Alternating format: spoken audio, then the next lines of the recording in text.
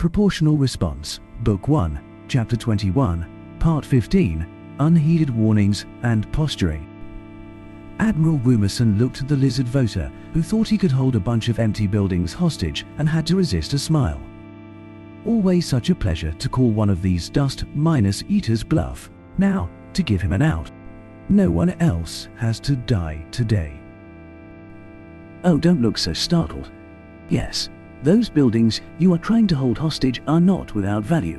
It will cost my Confederation a fair bit of time and money to replace them, and cause some hardship for the people living on the planet if they lose them. Therefore, if you do throw your little temper tantrum and break things on your way out, then I promise you that you will not leave this system alive, and nor will any man in your fleet.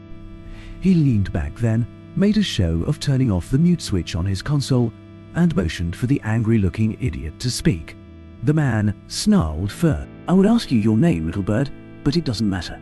Leave this system at once, or else I will not allow you to take my life as your prize, nor will I suffer the indignity of being a prisoner. You do not value the cities below me enough to turn away. Fine, consider them forfeit. This is war, and war means leaving nothing of the enemy standing unless you can claim it. At least, that is the way your precious primitive humans practice it, yes? So, you have been given your last warning. I am a 20th generation voter in the Republic Assembly, and I command the wealth of entire star systems. You will not have me today, that I promise you. If you do not leave me with my prize, however, I will do far more than destroy a bunch of empty cities. I will send my ships out to decimate your fleet. Oh, they can't win, this I know, even with my brilliance to direct them.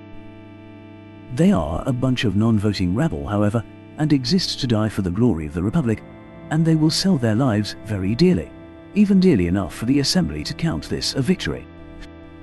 So, you feather-brained lunatic, choose. You can come in and break your beak on my fleet, or tuck your tail feathers between those spindles you call legs, and limp away from here. The Admiral just shook his head. Sometimes, these dolts made it too easy. Prepare your wrists for a set of shackles. I come for you. To everyone else in the Zoltan fleet listening to this broadcast, you have heard it from your voter's own mouth. He intends to kill you all for nothing more than his own glory. If you surrender and disengage, you will not be harmed. If you stand in the way of me and my... The Zoltan's eyes grew a harsher red than Woomerson had ever seen on a Zoltan, and he'd seen a few. The man roared, and spittle flew from his lips as he screamed. How dare you speak directly to my subordinates? Their lives are mine to command. The voter then hit a button, and the screen went blank. Woomerson signaled for his comms officer to bring up the Zoltan's ship-to-ship comms if he could. They punched through the Zoltan battle encryption with minimal trouble, but the Admiral didn't bother to listen for long. The voter gave no inspiring speech, but vacillated between calls for a glorious death, promises to care for their families, and threats against them and their families if they failed to fight to their last breath. He flicked his wrist and contemptuously cut the transmission off. Then someone highlighted an anomalous reading on the plot. A small, semi-stealthed craft had gone to FTL and set a course to leave the system at great speed. He made a note to find out who'd called the movement and give them a commendation, then highlighted the ship and zoomed in. He found what he'd expected. A private yacht of the kind favored by military-minded Zoltan voters. He looked questioningly at his navigators, who all looked back at him and shook their heads sadly. Well, you can't. Comms spoke up again. Sir, we are receiving a broadcast from the Zoltan fleet. An officer of some sort, I can't. Woomerson motioned to receive the transmission, and the face of a new Zoltan appeared in the plot. The Zoltan spoke quickly. Incoming human fleet, we surrender. The voter is no longer aboard his flagship, but is making his best escape from the system. You have our parole. We will power down our weapon systems, retrieve our ground forces, and await your return if you wish to leave this system and skirt it to try and chase him. I do not know the full capabilities of your ships, but you may... The Zoltan voter's head replaced the other speaker in the plot. I have overridden that coward's transmission. You, all of you in the entire fleet, are guilty of treason and showing fear before the enemy.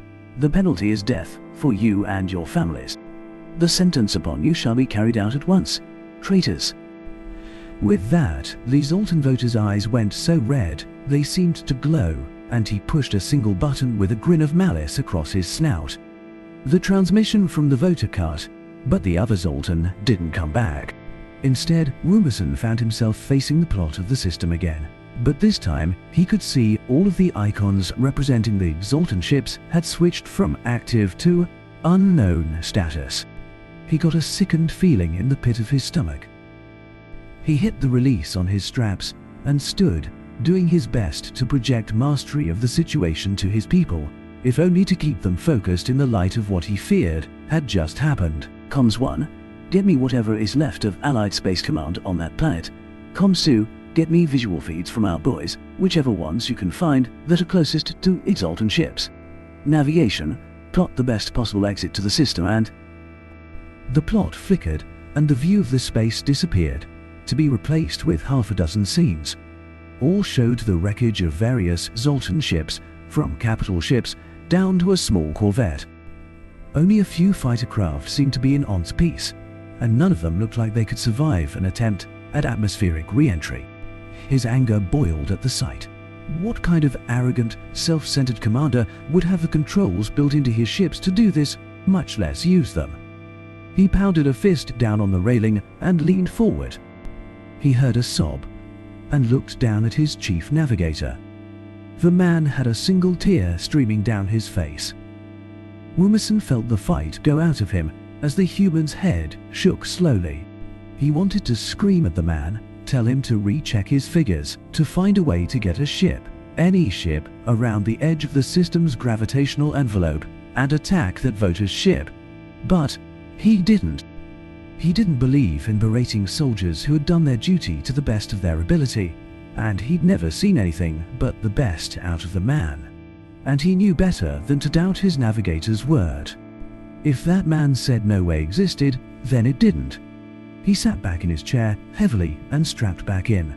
He gave his people a few moments to compose themselves, then keyed the all-fleet channel and spoke quietly to his people. 4 days later, Admiral Woomerson tapped the button to send the final after-action report on his mission. It had a lot of words, recordings, and explanations of exactly what he did and why. But the first page contained the information he cared about the most. Objectives accomplished. Losses at 10% of ships of the fleet. List attached. Planet liberated. Deep space, Zoltan shipyard, destroyed. Fleet which had been guarding shipyard destroyed.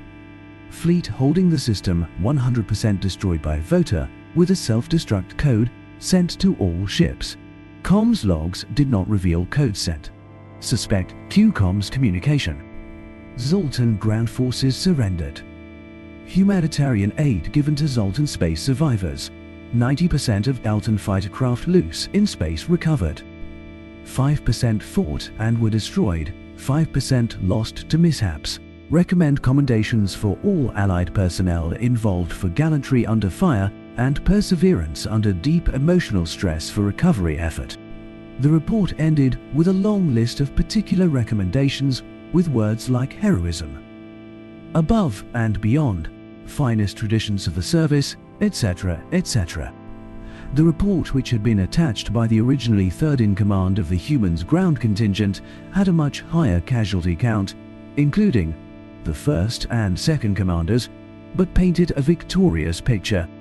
They'd killed a dozen Zoltans for every Allied casualty, and that's if you only counted the confirmed enemy casualties.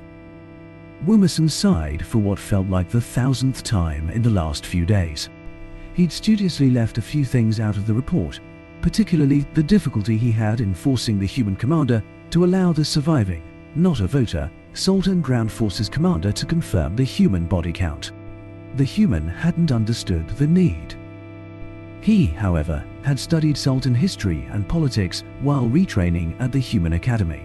It had been a required course, and knew exactly why that commander had insisted on getting that body count, confirming it, and then appeared to be looking at his own funeral when he saw the final number. Woomerson had simply looked at the lizard and gave his best hard smile. First Mate Jago Hoofer smoothed her feathers and threw a look at her captain, which stopped just short of pleading. He gave her a half smile, motioned to the comms officer to hail the Zoltan merchant ship that they just painted with so many targeting lasers she almost expected to see them with the naked eye, nodded in acquiescence to her unspoken request, and then sat back in his chair with his hands folded. When the comms officer signaled an open channel, she didn't even try to keep the smirk out of her voice. Zoltan merchant ship, this is the human privateer ship, the Black Sail, operating under a letter of marque from the Confederated Worlds. Under the laws of war, I demand your immediate surrender. You will cut your engines, hold course, and prepare for docking, or we will cut your engines from your ship and force you to dock. Comply quickly. Or don't. That would be more fun. The captain gave her a half-amused, half-warning look at the last statement, but didn't otherwise comment. The opposing ship held course, but a response came quickly over the communication link. Black Sail, we are a peaceful merchant ship of the mighty Zoltan Republic, and we carry a QCOM link. You ship's registration, profile, and threat have been sent to Isaltan Military High Command. Furthermore, we are a non-military vessel carrying civilian cargo. The Exaltan Declaration of War. She rolled her eyes at the captain and interrupted. Don't mean a damn thing out here in the void, first of all, and will not stop our weapons from carving the engines off of your ship. Second of all, humanity declared an unrestricted war against your much-hyped republic, which means you are fair targets. She arched an eyebrow at the captain, who nodded, then she motioned to the gunner. The human fired a single FTL missile at the merchant ship, then detonated it just far enough away to rock their teeth without doing any real damage. That was your final warning, Lizard. Drop out of FTL travel and prepare to be boarded.